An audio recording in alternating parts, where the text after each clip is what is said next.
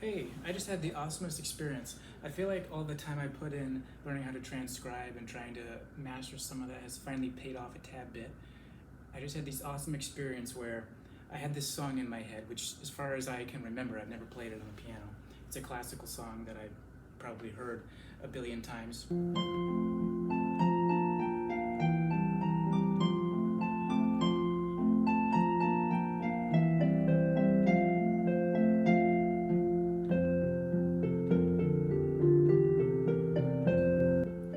I just kind of had it in my head, and I sat down at the piano, and I found myself figuring it out without any agony. It was a lot of fun, and the next step, I jotted it down, which is usually how I do when I transcribe things. Jot it down, and then I pull out my computer and load it up on MuseScore, and then I create my own score. So now I have this classical piece that I labeled it Unknown Classical Song because I have no idea what song it is. And now I added it to my collection of transcriptions. The first part was pretty simple because it's just octaves. So I figured that out without much trouble. I'm just putting it in the key of C. It's actually not the key of C, it's the key of F, but I always start everything somewhere around the note C because that's simplest and you stay with the white keys. And then it doesn't take you long to figure out the key you're in needs one flat. So this is the key of F. It has that B flat in there. So after that loud intro,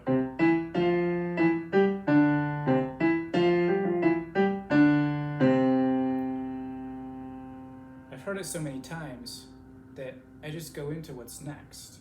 And if you know that the note is this high C here, there's only so many options for what kind of classical harmony. We're not doing sevenths or anything. Your only options are really C. It's not that. Even like I really got one other option. That sounds perfect. That's where you got that B flat because it's not this. That's not right. That's not it. And then for this other chord, if we are in the key of F, then the main options are the 4 chord or the 5 chord. So either the 4, which would be F, 1, 2, 3, 4, would be the B flat chord, or the 5 chord, which is C. And it's not likely C because that would make it a 7, and this doesn't feel like that sound. That's not right. So you got the 4 chord.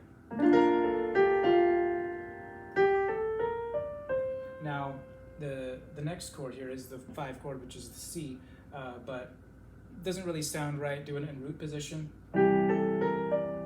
So I do it with a C over E or a first inversion. I'm not sure if that's right, but later in the song it's definitely right. So I just put it C/E or C over E both times.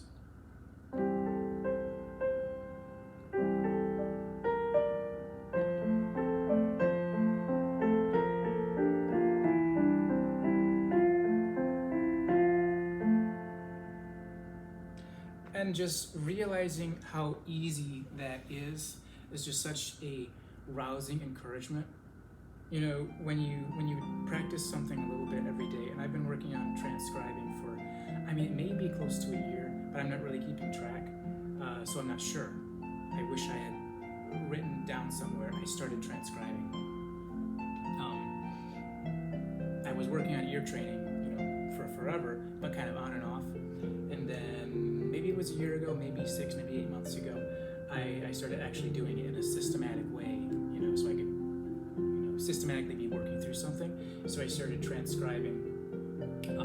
I forget what I started with, but what I've been doing mostly is taking the audio from kids' method books, and I'll just write them out, using my own little shorthand, and then I'll put it into MuseScore. And I'll also write my own stuff just for the fun of it because I want to get some experience having fun putting my own stuff down. Because if all you can do is improvise, then it disappears. The moment you create it, it's gone, and that's kind of sad. So I wanted to learn how to put my own stuff down on paper. And part of knowing how to do that, part of it is the creativity part, but a big part of it is actually being able to identify what rhythms is this, because I know what the feel it is, but knowing what it feels like doesn't allow you to put it in writing so that you can reproduce it on cue when you want to. So the hardest part for me with transcribing is definitely the rhythms. What eighth notes, quarter notes, that kind of thing.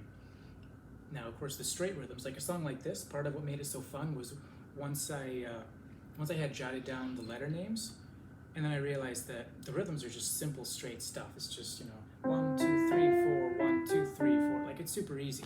It's not like you're doing a 1, 2, and 4. That kind of thing is what gives me a headache.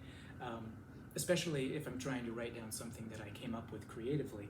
And so, who knows what it is, But anyway, that was just the fun little discovery I had that I could actually, feels great. A very familiar song, and a song that's super familiar feels really good to play it, especially playing it, without any help. And then to be able to put it down in writing and write on top, unknown. It just feels really good for some reason. So it's worth it to learn how to transcribe. It's worth it to learn how to play by ear. All the time you spend, for me, it's a combination of step one for learning how to transcribe was getting an app that does this.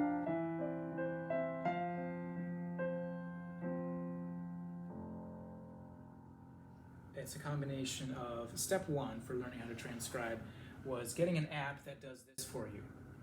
And asks you, what interval is that? You say, is it a fifth or a fourth? That's a fifth, and doing that for, hours all piled up. So that, and then also some time spent just sitting down at the piano going, I want to play, Amazing Grace. How do I do that? No, that's not right. And just kind of taking a song and trying to play it. So that's part of it.